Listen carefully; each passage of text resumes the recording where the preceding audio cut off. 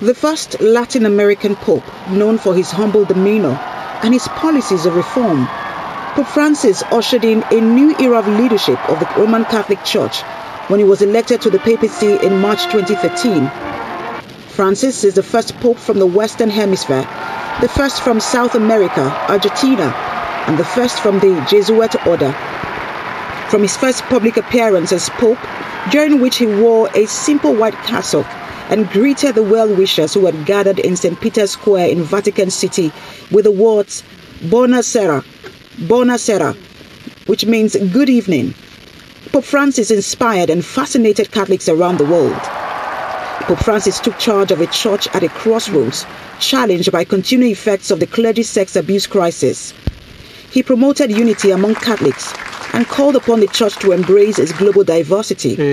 He also championed the poor and oppressed. In 2022, Pope Francis paid a visit to Canada in what he described as the pilgrimage of penance. The aim of the visit was to make a historic apology to indigenous survivors of abuse in Catholic-run institutions. His tenure was largely seen as revolutionary, as Pope Francis broke with Catholic conservative traditions and took a more liberal and sometimes centrist position on a key number of controversial issues.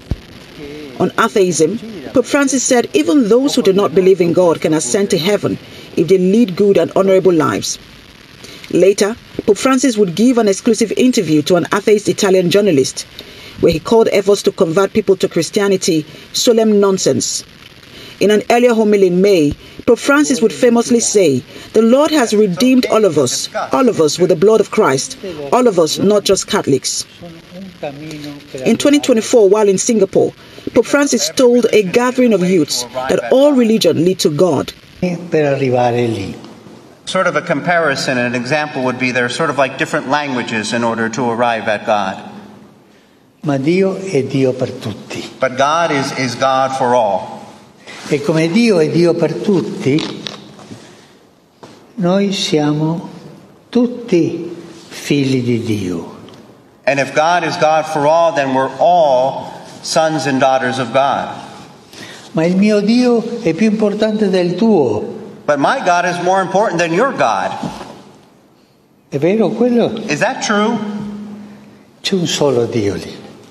E noi sono idiomi, cammino, lingue per arrivare a Dio. There's only one God, and each of us is a language, so to speak, in order to arrive at God. Now, the death of Pope Francis has ushered in a period of mourning at the Vatican and triggered the start of a centuries-old tradition, the selection of a new pope. Now, cardinals must set dates for his funeral and the start of the papal conclave. But tradition guides much of the process. A 9-day mourning period known as the Novendials has already begun. The pope must be buried between the 4th and 6th day, and his body will lie in state at St. Peter's Basilica, drawing mourners from around the world. A grand funeral mass will follow, attended by global dignitaries and likely mirrored by tributes in a native Buenos Aires. Only cardinals under the age of 80 are eligible to vote for a new pope. They must travel to the Vatican, where they will write the name of their chosen candidate. Votes are placed one by one in a chalice. A two-thirds majority is required to elect the next pope. 4 votes per day can be cast until one man receives the call, and white smoke signals a new leader for the Catholic Church.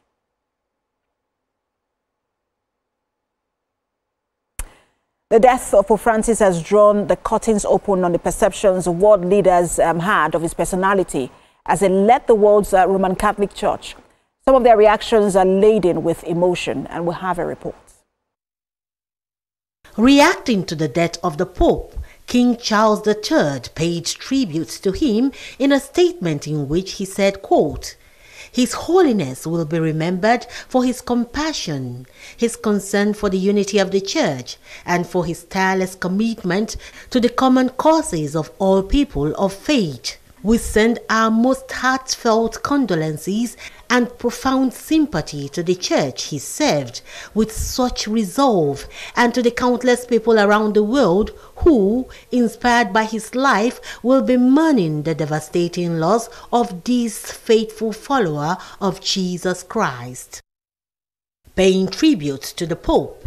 The head of the Church of England, Archbishop Justice Welby, described him as a holy man of God who was also very human.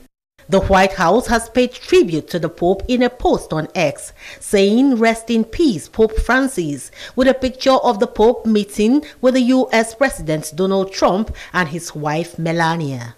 U.S. Vice President J.D. Vance, who met with Pope Francis hours before his death, says he was happy to see the Pope on Easter Sunday, though he was obviously very ill.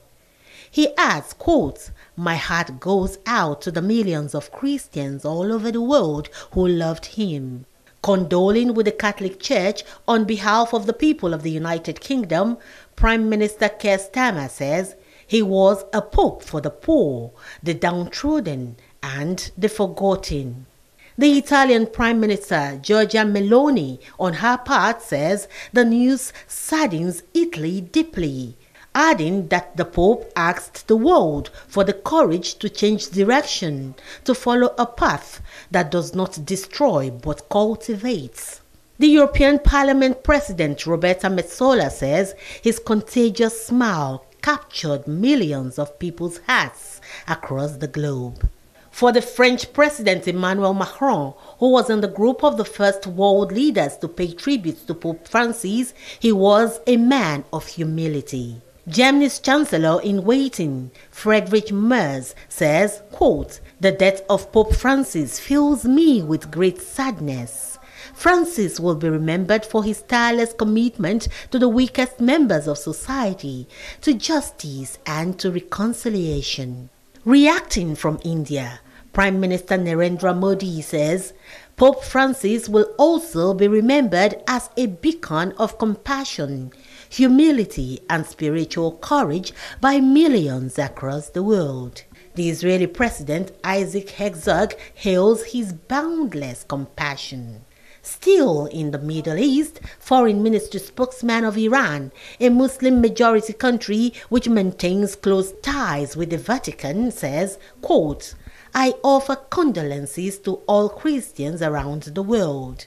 And back here in Nigeria, President Tinubu describes the Pope as an instrument of peace who deeply embodied the message of Christ, love for God and love for humanity. The president says in a time of division, he built bridges between faith, the rich, and the poor. The Secretary General of the United Nations, Antonio Guterres, says Pope Francis was a messenger of hope, humility, and humanity. He spoke at a news conference in New York on Monday, where he paid tribute to the late Catholic pontiff. Mr. Guterres extended his condolences to Catholics and called Pope Francis a transcendent voice for peace, human dignity, and social justice. He said UN workers were greatly inspired by his commitment to the goals and ideals of the organization. Mr. Guterres also mentioned Pope Francis' Easter message delivered on Sunday, just hours before his death. I want to extend my deepest condolences to Catholics and all those around the world inspired by the extraordinary life and example of His Holiness Pope Francis. Pope Francis was a messenger of hope, humility, and humanity. He was a transcendent voice for peace, human dignity, and social justice. He leaves behind a legacy of faith, service, and compassion for all, especially those on the margins of life or trapped by the horrors of conflict. Pope Francis was a man of faith for all faiths, working with people of all beliefs and backgrounds to light a path forward. Now, in just a moment, we'll be speaking with the man who is at the helm of affairs of the Nigeria Christian Pilgrim Commission here, Bishop Stephen Adegbite.